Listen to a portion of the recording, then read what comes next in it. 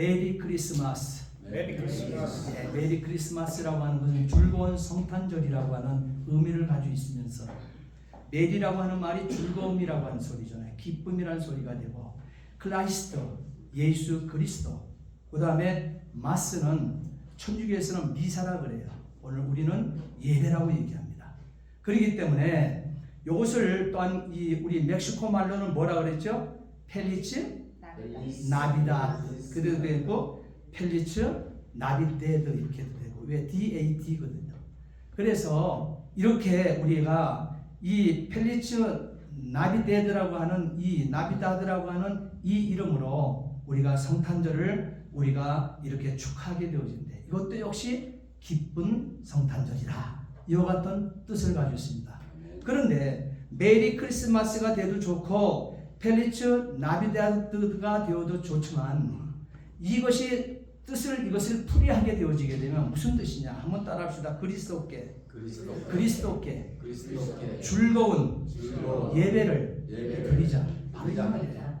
메리 크리스마스라고 하는 뜻이 바로 그리스도께 예수 그리스도께 즐거운 예배를 드리자.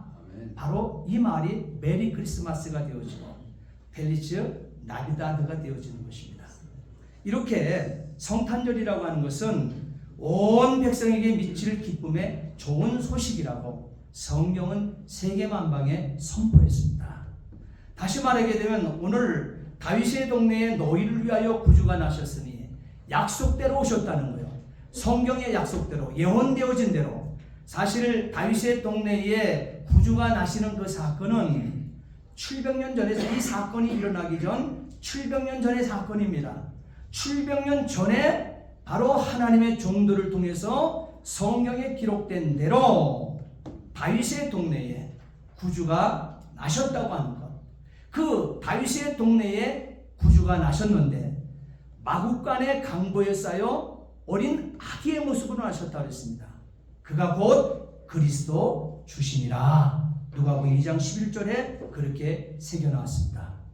바로 이 그리스도가 강보에 쌓여 구유에 누인 아기를 보리니 이것이 너희에게 표적이니라. 표적이라고 하는 이 메시지까지도 하나님께서는 기록하고 있습니다. 바로 이 말씀은 무슨 말씀입니까? 구약 성경에 예언된 성취이기 때문에 메시아가 성경대로 이 땅에 육신을 입고 탄생하셔서 하나님의 의를 이루었다고 하는 그 뜻이 바로 오늘 강보에 쌓여 구유에 누인 아기를 보리니 이것이 너희에게 표적이니라. 이 말씀이 되어지는 것입니다.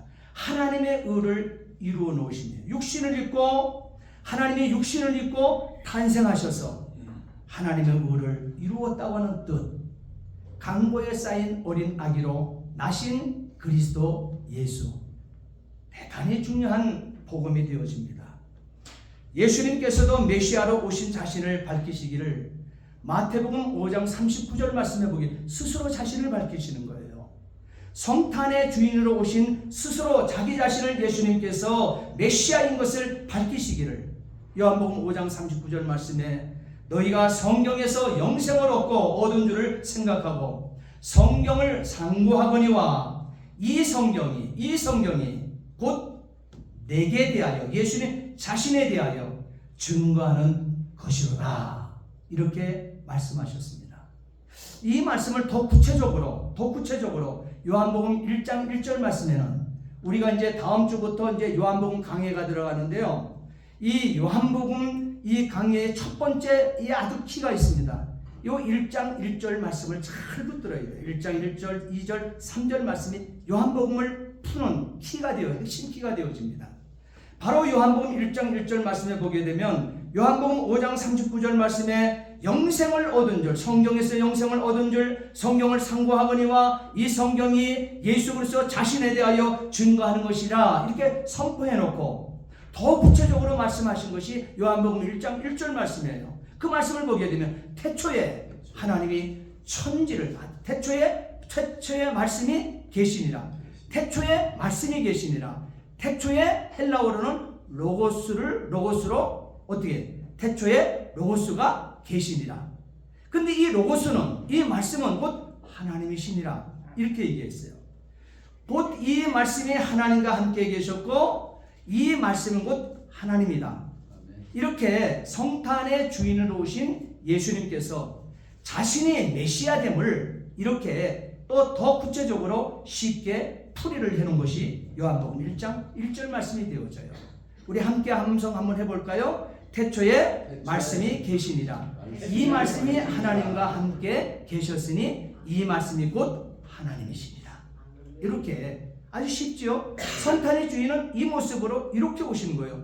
예수님 자신이 성탄의 주인이라고 하는 것을 이렇게 쉽게 말씀하고 있는데, 여기서 태초에 말씀이 계신다는 이 말씀이 뭐냐 이 말이에요. 도대체가 이 말씀을 헬라어로서는 로스라고 표현을 하고 있는데, 이 말씀이 곧 예수라고 하는 것을 정확하게 우리에게 가르쳐주는 구절이 있습니다.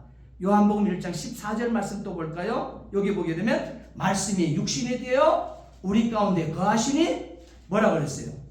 우리가 그의 영광을 보니 뭡니까? 아버지의 독생자의 영광이요 은혜와 진리가 충만하더라.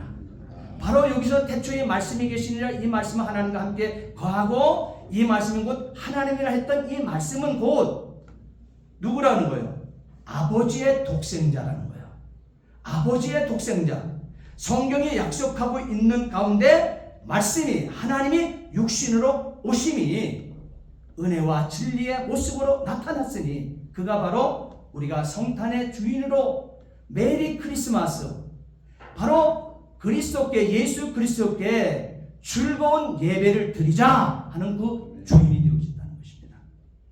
우리는 이 중심적인 성탄의 중심 핵심을 놓쳐버리면 안 된다는 거예요. 세상은 이렇게 오신 구세주가 우리의 구세주이고 우리의 주인이라는 사실을 잊어버리게 하기 위해서, 이걸 희석하기 위해서 저는 추리의 아이디어도 만들어내고요, 산타크라스라고 하는 그 크로스라고 하는 그런 것도 만들어내고요, 여러 가지 동화들을 만들어내고 하면서 선물들을 서로 나누는 연말에 가장 즐겁고 핵심적인, 가장 놀기 좋은 날로 희석을 시켜버리고 있는 거예요. 점점 오신 메시아가, 예수가 메시아인 것을 감춰버리기 위해서. 그러나 여러분, 우리는 속지 마십시오. 하나님께서 우리에게 주신 이 말씀을 붙드시기 바랍니다. 아멘. 바로 말씀이 육신에 띄어 우리 가운데 거하심에 우리가 그의 영광을 보니 아버지의 독생자의 영광이요 은혜와 진리가 충만하더라. 이렇게 오신 구세주, 아멘. 그가 따라합시다. 예수님이십니다. 더 구체적으로 요한복음 1장 45절 말씀해 보게 되면 모세가 율법으로 기록하였고 여러 선지자가 기록한 그 일을, 그 이가 예수님이잖아요. 그 일을 우리가 만났으니 요셉의 아들 나사렛 예수입니다. 아주 선명하지요? 성탄의 주인이 예수라고 하는 것이 더 구체적으로 예수님 자신이 성탄의 주인으로 이런 모습으로 왔다고 하는 것을 명확하게 하나님의 말씀을 예언된 대로 구세주 예수님이 이 땅에 태어났다는 자신의 태어남을 선명하게 선포하는 메시지를 요한복음에서 우리는 만나게 되어집니다. 자, 그러나 요한복음 1장 11절 말씀에 보게 되면 이렇게 저와 여러분들의 구원을 위해서 예수가 이렇게 오셨는데, 이렇게 주인이, 저와 여러분들을 창조해주신 그 주인이 자신이 만들어 놓은 오늘 저와 피조물들에게 왔어요. 자기 백성에게 찾아왔는데 요한복음 1장 11절 말씀에 보게 되면 뭐라 그래요? 성탄의 주인이 되셔서 자신이 만들어진 피조물인 저와 여러분, 자기 백성, 택한 백성들에게 왔는데 요한복음 1장 11절 말씀에 보게 되면 뭐라고 기록하고 있습니까? 예수가 자기 땅에 오매 자기 백성이 영접하지 아니하였습니다. 예수가 자기 땅에 온 거예요. 자신이 창조해놓은 피조물인, 자신의 형상대로 지음받은, 자신이 택한 자기 백성에게 찾아왔는데 자기 백성이 영접지 아니했다고 하는 사실인 것입니다. 이렇게 바로 이 구세주 예수님은 세상을 구원하기 위해서 성경에 기록된 예언대로 이사야 7장 14절 말씀해 보게 되면 보라 처녀가 잉타하여 아들을 낳을 것이요 그 이름을 임마누엘이라 하리라 그랬습니다. 미가서 5장 2절 말씀에 또 유대 땅 베들레헴아 너는 유대의 고을 중에 가장 작지 아니하도다. 내게서 한 다스리는 자가 나와서 내 백성 이스라엘의 목자가 되리라. 예수님 탄생하시기 전 700년 전의 사건이에요. 700년 전에 예언한 그대로 그 말씀 그대로 기록된 대로 그대로 예수님이 700년 후에 베들레헴 땅에 그대로 우리의 메시아로 오신 것입니다. 예언의 성취를 완벽하게 이루어냈습니다. 성경이 기록된 대로 말이에요. 66권 성경이 기록된 대로 말이에요. 자기 백성들에게 하나님 친히 찾아오셨는데 그러나 저와 여러분들이 거닐고 있는 이 땅에서 저와 여러분들은 무엇하고 있습니까? 지금은 저와 여러분들 다 예수 믿고 사십니까? 예수님이 정말 구세주인 것을 여러분 목자들처럼 고백합니까? 2000년 전에 동방의 박사들처럼 많이 알고 강보에 쌓여있는 아기 예수가 메시아이시며 나의 구원자인 것을 만왕의 왕인 것을 고백한 동방의 박사들처럼 믿고 여러분 경배하십니까? 오늘 이 사건은 이 모습은 굉장히 중요한 거예요. 분명히 찾아왔잖아요. 자기 백성에게 저와 여러분들을 택하여 주시고 저와 여러분들을 자녀 삼아 주시더니 오늘 우리에게 찾아오신 거예요. 자녀로 삼아 주신 그 주인이 찾아오신 거예요. 그런데 여러분 모른 척 한다는 말이에요. 영접지 아니하더라는 말이에요. 세상은 구세주 메시아 또한 그리스도 탄생을 맞이할 준비를 하지 못한 자들의 모습을 기득권층 속에서 우리는 찾아볼 수가 있습니다. 마태복음 우리 한번 찾아보겠습니다. 아까 우리가 봤던 마태복음 2장 16절도 놔두지만 그 앞에 2장을 성경을 보게 되면 마태복음 2장 1절부터 3절까지 역사를 한번 보자 이 말이에요. 마태복음 2장 1절부터 3절까지는 말씀 한번 먼저 읽고 그 다음에 16절 말씀 다시 한번 읽겠습니다. 헤롯 왕 때에 예수께서 유대 베들레헴에서 나시매 동방으로부터 박사들이 예루살렘에 이르러 말하되 유대의 왕으로 나시니가 어디 계시냐 우리가 동방에서 그의 별을 보고 그에게 경배하러 왔노라 하니 헤롯과 온 예루살렘이 듣고 소동이라 그랬어요. 자, 소동을 한 다음에 어떤 사건이 일어나는 거 보세요. 자, 오늘 본문 다시 한번 읽습니다. 이에 헤롯이 박사들에게 속은 줄 알고 심히 도하여 사람을 보내어 베들레헴과 그 모든 지경 안에 있는 산의 아이를 박사들에게 자세히 알아본 그때를 기준으로 하여 2살부터 그 아래를 다 죽이니 이에 선지자 예레미야를 통하여 말씀하신다 그랬어요. 자, 저 말씀은 예레미야에게 지금부터 이 사건이 일어나기 전 500년 전에 예언되어진 그 사건이 그대로 현장에 일어나더라 이 말이에요. 일어나더라 이 말이에요. 그것을 지금 얘기를 하고 있습니다. 자, 여기서 보게 되면 보세요. 자, 구세주 메시아로 오신 그리스도의 탄생을 맞이할 준비를 이들은 하고 있는가? 지금 헤로드 왕은 선민 이스라엘의 왕입니다. 선민 이스라엘의 왕은 하나님을 경외하며 살도록 되어 있습니다. 구약의 메시아로 실제로 오신 그리스도 오시기 전 그 메시지 모세 오경을 그들은 달달달달 암송을 하고 있는 무리들입니다. 그리고 그 말씀대로 따라 살겠다고 그 모든 백성들이 이스라엘 백성들이 선민된 사람들, 약속하고 선민된 사람들이에요. 그러면 선민 이스라엘의 왕 헤롯은 큰 선민 이스라엘 백성들을 다 이끌고 성경에 기록되어 있는 바로 이사야 7장 14절에 기록되고 미가 선지자를 통해 기록하고 예레미야를 통해서 기록한 저것을 경각심을 갖고 기다렸어야만 되는 것입니다. 그리고 이 사건을 들었으면 그럴 때부터 기다리고 영접하고 맞이할 준비가 완벽하게 이루어져야 되는 거예요. 동방에서부터 동방은 뭐예요? 지금 이라크 땅입니다.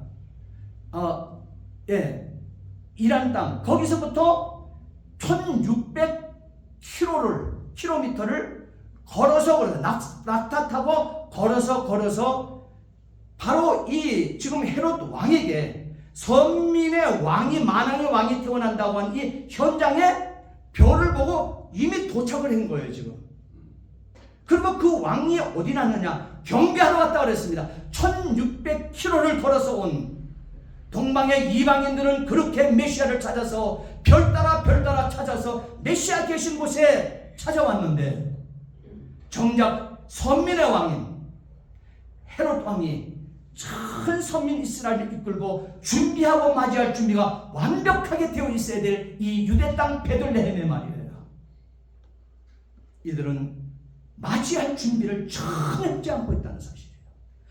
더군다나 맞이할 준비는커녕 이 소식을 듣게 되어지게 되면 아차 싶어서 회개하고 통회하고 자복하고 전 백성들에게 베옷을 지어 입히고 회개 통곡할 수 있는 시간을 가져야 됨에도 불구하고 그러지 아니하고 이 소식을 듣자마자 헤롯 왕과 온 예루살렘이 듣고 깜짝 놀라 소동한지라 그랬습니다. 깜짝 놀라 소동한지라 그랬습니다.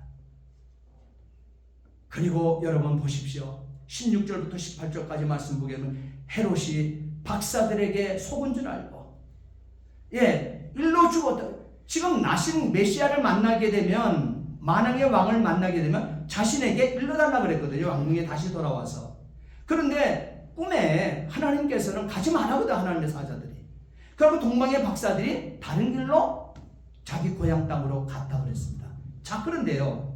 그러다 보니까는 왕궁으로 다시 박사들이 돌아오려는 만무하죠.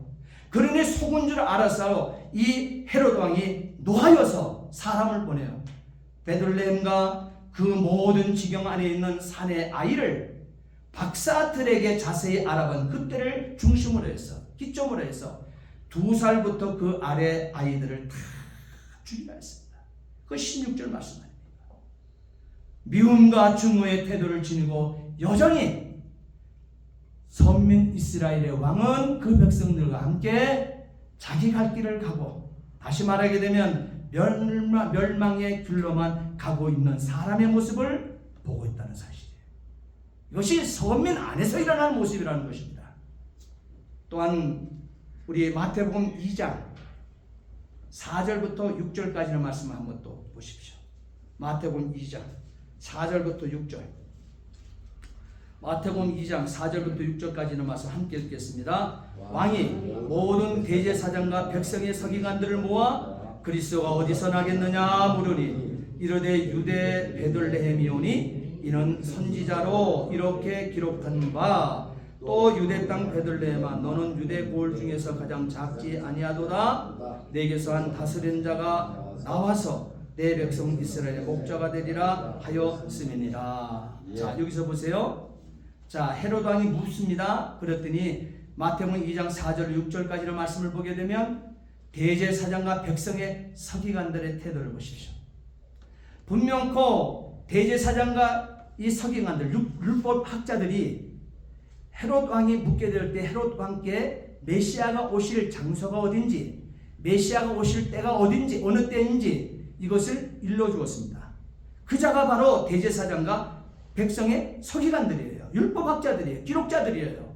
자 그런데 이들의 태도를 보십시오. 이들은 메시아 탄생지를 베들레헴이라고 딴 이 헤롯 왕과 다른 이 선민들에게 기록된 말씀까지 가르쳐 주던 사람들입니다.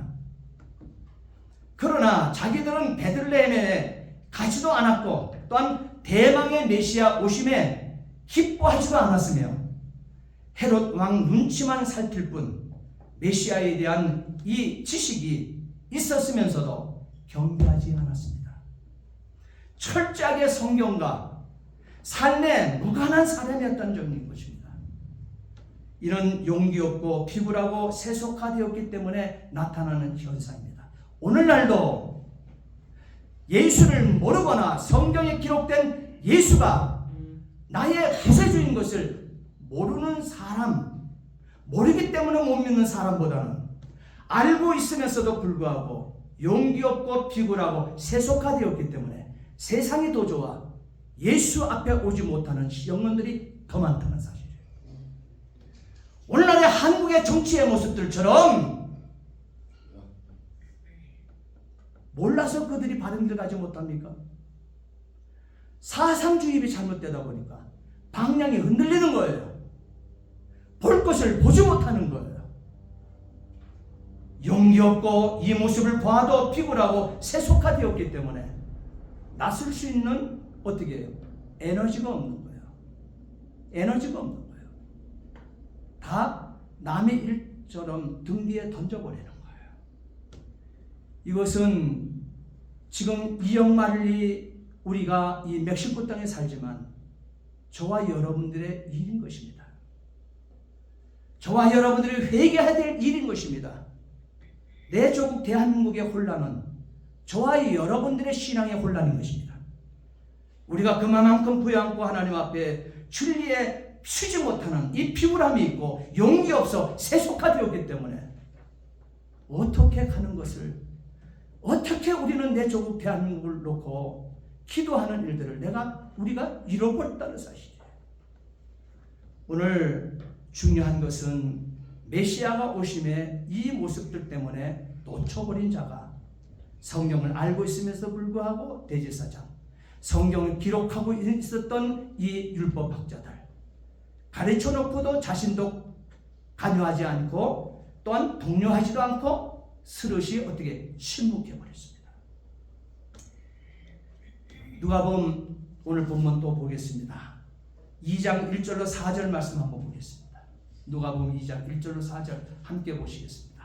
그때에 가이사 아구수도가 영을 내려 천하에 다 호적하라 하였으니 이 호적은 구레노가 수리아 총독이 되었을 때에 처음한 것이라.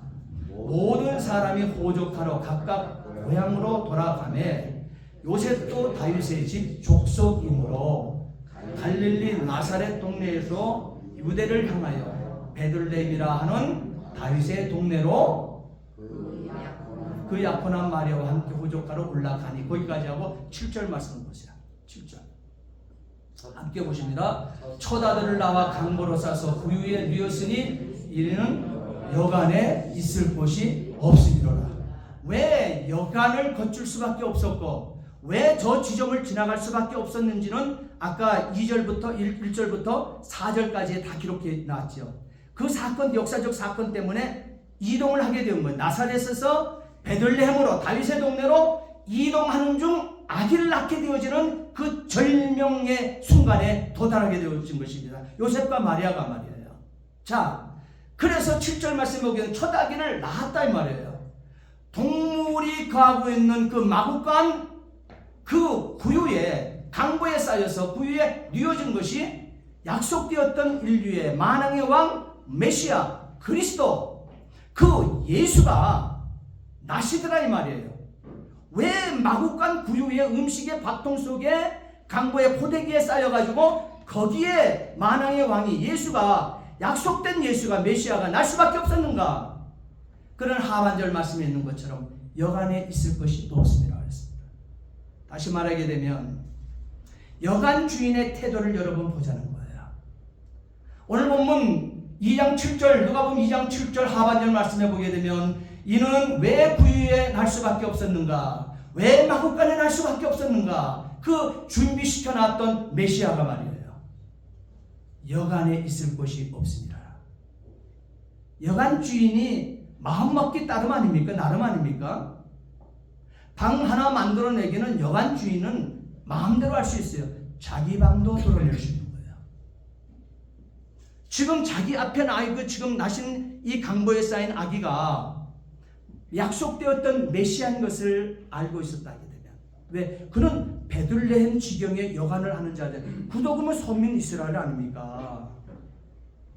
그도 선민 이스라엘 일 아닙니까?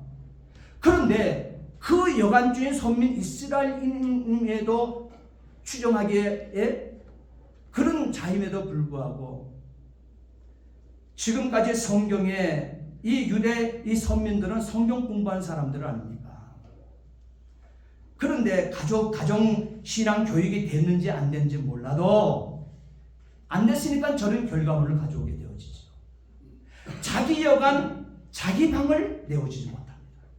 그가 메시아인 것을 알고 그리스도인 것을 알았으면, 그가 약속된 이사야 7장 14절에 바로 예수인 것을 알았다 하게 되어지게 되면 저 결론을 맺지 아니했을 것입니다. 예수께서 여간적 주인의 마구간 부유에 강보 보자기에 쌓여서 태어났을 때 메시아를 베들레헴의 여간 주인 빈방 없어서 자기 집에 만왕의 왕을 모실 수 있는 일생일대에 축복의 기회를 얻었는데도, 영광의 기회를 얻었음에도 불구하고 오직 세상 일에만, 오직 먹고 사는 물질 모으는 일에만 급급하여서, 따라합시다, 메시아 만왕의 왕 예수 모실 수 있는 절대절명의 영생 얻을 기회를 놓쳐버린 사람 가운데 한 사람이라는 사실이에요. 여기서 빈방인 무엇을 의미합니까? 빈방은 회개하는 심령을 얘기합니다. 여기서 빈방이라고 하는 것은 비어있는 심령을 얘기합니다. 여기서 빈방이라고 하는 것은 깨끗한 영혼을 의미합니다. 예수님께서는 심령에 가난한 자, 마음이 청결한 자에게 찾아오신다, 팔복에 분명히 말씀하셨습니다. 이제 다사다난한 일들을 성탄의 주님 앞에 다 내려놓으시고 빈방 있어 회개하여 온전히 구세주를 맞이하는 성탄 되면 어떨까요? 아멘.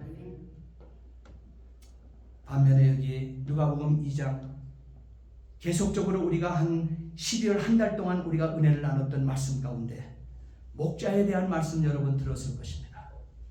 그 목자들이 어떤 사람들입니까? 누가복음 2장 8절부터 20절까지의 그 목자들 말이에요.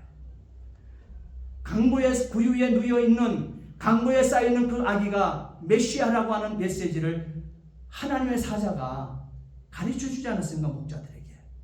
근데 그 메시지를 받은 목자들이 어떤 자였습니까?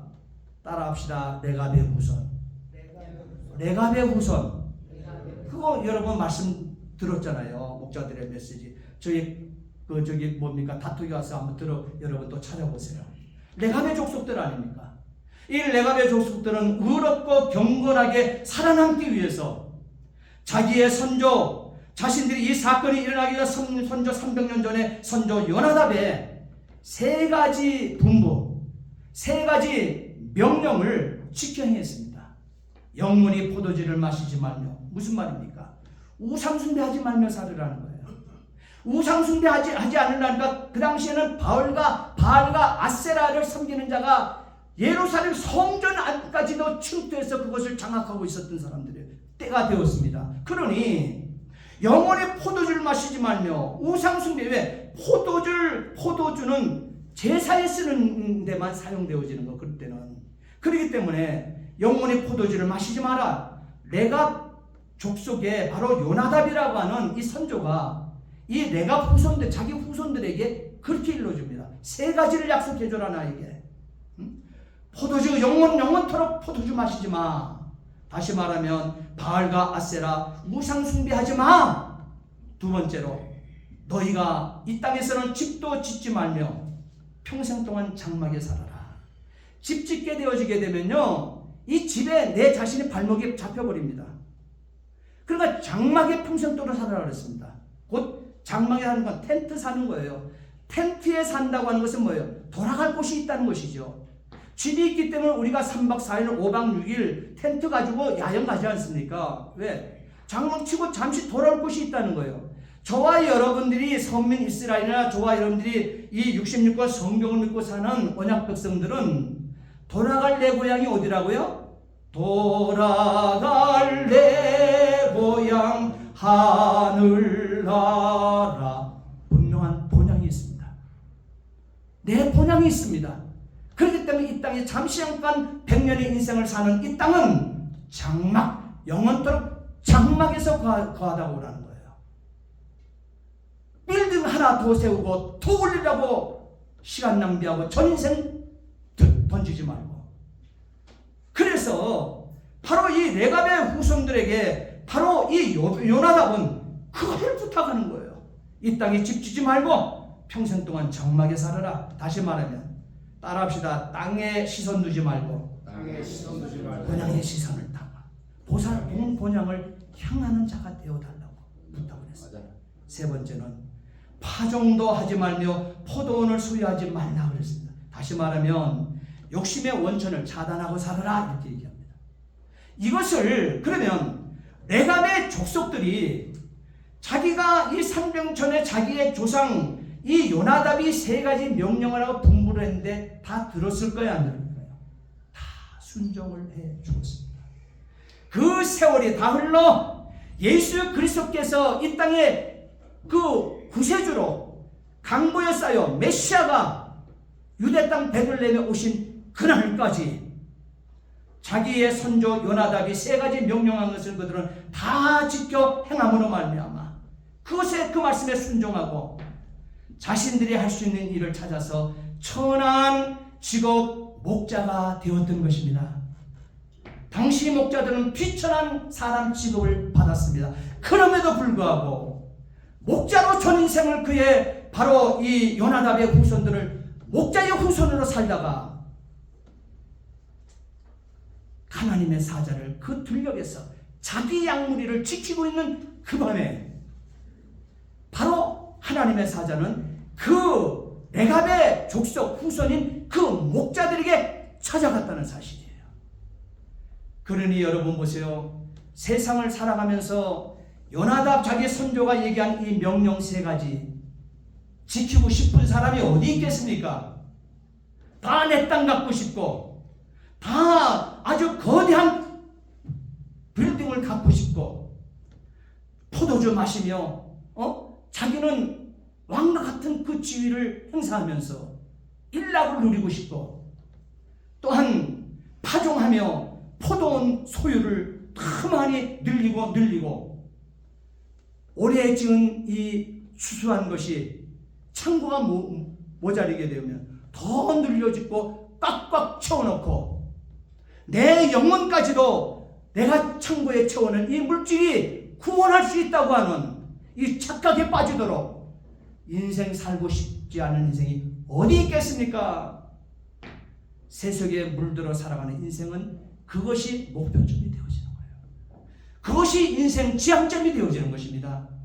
오늘 여기서 바로 그러나 레갑의 족속들이 만약에 요나답의 자기의 선조의 이 세 가지 명령을 지켜 행하지 않고 자신 마음대로 살았다 하게 되면 메시아가 이 땅에 왔었을 때 하나님의 사자가 오신 그 메시아를 최초로 만날 수 있는 경배할 수 있는 그 목자들이 될 수 있었겠는가 하는 것입니다. 그럼에도 보세요. 이 레갑의 후손들은 세상에 도사리고 있는 죄악을 피하여서 선민으로 의롭고 경건하게 살아남기 위해서 천민의 직업을 마다하지 않고 조상 대대로 성경 따라 살다가 누가복음 오늘 본문 2장에 예수 오실 때 주의 사자로부터 제일 먼저 메시아 그리스도 구세주 예수로 오심의 소식을 듣는 축복을 누린 레갑 자손의 후예들인 목자들에게 천사들로부터 강보에 쌓여 구유에 누워있는 아기가 너희들이 기다리는 메시아이고 너희가 기다리는 그리스도요 구주라는 사실을 전해듣고 그 고된 천민 이 목자의 직을 마다하지 않고 메시아를 고대하며 기다려왔기 때문에 베들레헴으로 단숨에 달려가 구유에 누워있는 아기 예수께 경배를 드렸던 것입니다. 목자들은 표적을 구하지 않았음에도 불구하고 사가랴 마리아의 경우처럼 마찬가지로 표적을 주었습니다. 천사가 목자에게 일러준 표적은 누구도 상상할 수 없는 기대밖의 표적으로 누가가 전해주는 첫 번째 성탄의 핵심인 것입니다. 강보에 쌓여 구유에 누워있는 아기를 보리니 이것이 너희에게 표적이니라. 이는 낮고 천한 우리에게 이 구유에 태어나고 이 강보에 쌓여서 이 마구간에 태어났다고 하는 것은요, 낮고 천한 우리에게, 죄로 말미암아 지옥으로 쓸려가는 저와 여러분들에게, 죄만 짓고 사는 저와 여러분들에게 오실 수 있는 메시아를 미리 보여주시는 거예요. 너희들에게도 메시아가 너희들에게 찾아갈 것이다. 그것을 일러주심에 그래서 표적이라고 그러는 거예요. 세상에 아무 소망이 없을 때, 빛을 잃어 어두움에 잠겨 있을 때 하나님께서 구원의 손길을 펴시는 것입니다. 하나님께서 죄인들을 직접 찾아주셨습니다. 그 표적이 강보에 쌓여 구유에 누워있는 아기 예수인 것입니다. 아멘. 평화의 왕으로 예수께서 세상에 오실 때 소박하고 비천한 장소인 구유를 택하셨다는 것에 누가는 누가복음의 저자입니다. 이 누가복음의 저자인 누가는 매우 중요한 의미를 부여하고 있습니다. 그것은 남녀노소, 유무식간, 빈부귀천 모든 자가 성령으로 잉태되어 성령으로 해산한 교회로 누가복음 2장 46절의 모습처럼 날마다 마음을 같이하여 성전에 모이기에 힘쓰고 집에서 떡을 떼며 기쁨과 순전한 마음으로 음식을 먹고 하나님을 찬미하게 되어지는 은혜를 입은 교회를 보이시는 것입니다. 아멘. 사랑하는 성도 여러분, 이제 우리는 역사의 끝자락의 성도로서 성탄의 주인이신 예수 그리스도 앞에 어떤 자의 모습으로 찾아 만나시기를 원하십니까? 우리는 첫 번째 성탄을 깊이 생각해 보아야만 하는 지점에 와 있습니다. 세속에 물들어 외면하며 여러분 지나치시겠습니까? 헤로당처럼, 바리새인들 율법학자들처럼, 여간주인 그 주인처럼, 아니면 말씀을 듣고 깨달아 순종하며 힘쓰고 애써 레갑의 후손들 목자들처럼 예수님과 기쁨을 함께 하시겠습니까? 성탄은 예수님 오신 기쁨의 날, 예수님 모셔 구원의 날, 예수님 있어 높은 곳에서는 하나님께 영광, 땅에서는 하나님께서 기뻐하시는 사람들 중에 평화의 날인 것입니다. 아멘. 우리 모두 구세주로 오신 성탄의 예수님께 나의 남은 생에, 저와 여러분들의 남은 생에 행복한 예배를 드리시기를 예수님 이름으로 부탁을 드립니다. 아멘. 기도하시겠습니다. 전능하신 아버지, 주의 은혜와 사랑을 진심으로 감사를 드립니다. 높은 곳에서는 하나님께 영광이요, 땅에서는 하나님께서 기뻐하시는 사람들 중에 평화라 했습니다. 이 성탄절, 이 즐거운 성탄절, 이 아버지 펠리친 나비다, 이 기쁜 성탄절, 예수 그리스도께 즐거운 예배자로 설 수 있도록 일생을 붙들어 주시옵소서. 아멘. 감사하며 예수 그리스도를 받들어 기도하옵나이다. 아멘. 아멘. 우리